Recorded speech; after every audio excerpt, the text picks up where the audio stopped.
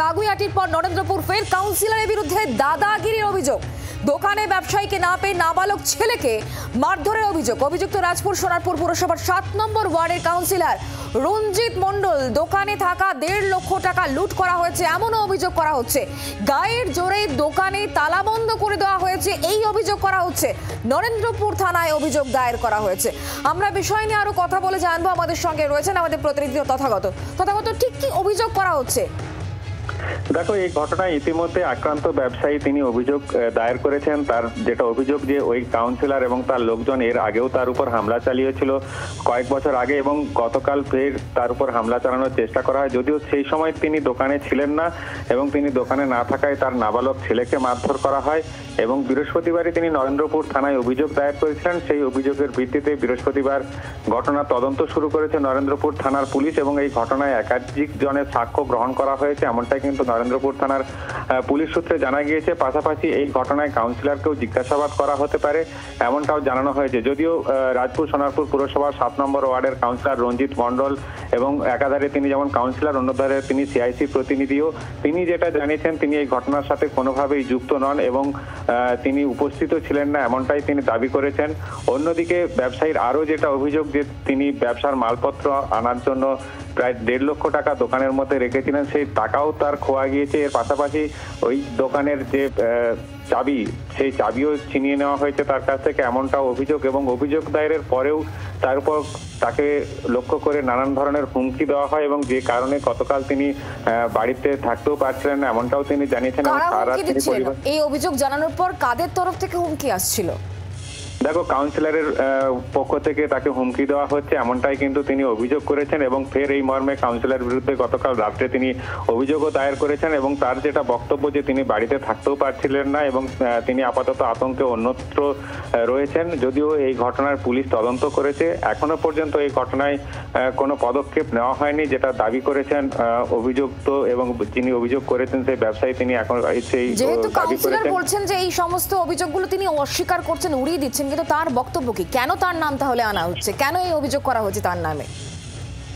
দেখো, মূলত কিছুটা যেটা জানা গিয়েছে যে জমি সংক্রান্ত বিষয় নিয়ে পুরনো বিবাদ রয়েছে এবং দীর্ঘদিন ধরেই সেই সমস্যা রয়েছে এবং সেই সমস্যা আদালতে বিচারাধীন এবং সেই বিষয়টিকে কেন্দ্র করে মতভেদের কারণেই তার উপর হামলা এবং বারবার হামলা চালানো হচ্ছে এমনটাই অভিযোগ করেছেন ব্যবসায়ী। এবং তাকে সরিয়ে দিতে পারলে জমি সংক্রান্ত যে সমস্যা, সেই সমস্যার অনেকটা সমাধান হবে এবং সেই সমস্যার সমাধান কাউন্সিলরের পক্ষে যাবে। এই কারণে তার উপর হামলা চালানোর চেষ্টা এবং তাকে পরিকল্পিতভাবে তার উপর হামলা চালানোর চেষ্টা, এমনটাই কিন্তু ওই ব্যবসায়ীর পক্ষ থেকে। ধন্যবাদ। ঠিক কি অভিযোগ উঠে আসছে শোনাবো আপনাদের।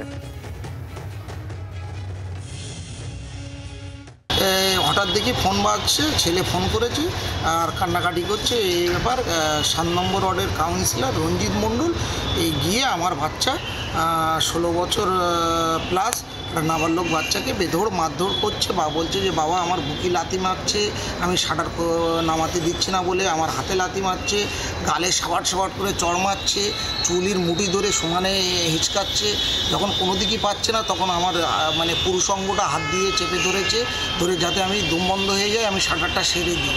হ্যাঁ, এবার লাস্টে ওখানে বাজারের কিছু লোকজন ছিল, তারা সকালবেলার টাইমে তারা ওকে কোনো রকমে ওর হাত থেকে কেড়ে নেয়, নিয়ে ওখান থেকে ওকে স্টেশনের দিকে বের করে দেয় যে তুই প্রাণে মাছ ওই দিকেই যায়। ব্যবসায়ীর অভিযোগ শুনলেন, এবার শোনাবো স্থানীয় মানুষজন বক্তব্য কি তাদের, শুনুন। এখান থেকে সব ঝামেলা হয়েছিল। কে এসেছিল ঝামেলা করেছিল? মারধর করা হয়েছে ওই কাউন্সিলর ছিল, আগে লোকজন ছিল সব। কি করেছে সে? ওই ওকে মেরে তালা ফালা বন্ধ করে চলে গেল সব।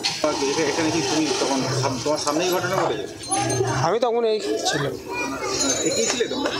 হ্যাঁ, এগিয়ে ছিলে, বাচ্চাটাকে থেকে উদ্ধার করেছিলে নাকি?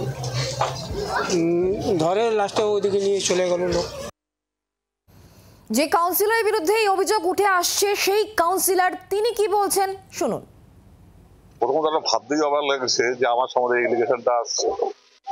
এখানে যে জিনিসটা হয়েছে দেখুন, ওর দোকান কোনো ভাঙচুর হয়েছে কিনা 1 নম্বর, 2 নম্বর যে প্রিমিসেসের উপর বসে আছে সেখানে আমি তালা বন্ধ করেছি কিনা, 2 নম্বর ও সকালে যে রাস্তার উপর দিয়ে আমার দিদি চলাচল করে ও তো থাকে শ্বশুর বাড়ির সম্পত্তির উপরে, যদি এটা প্রুফ দিতে পারে কেনে, তাহলে আমার কিছু বলার থাকবে না। যদি একটা লোক বলে, পুলিশ সামনে আমার সকালে বলছিল যে প্রচন্ড প্রভাবশালী, তো একটা লোক আমার বিরুদ্ধে বলবে না? বাংলার আওয়াজ, বাঙালির আবেগ, জি 24 ঘন্টা।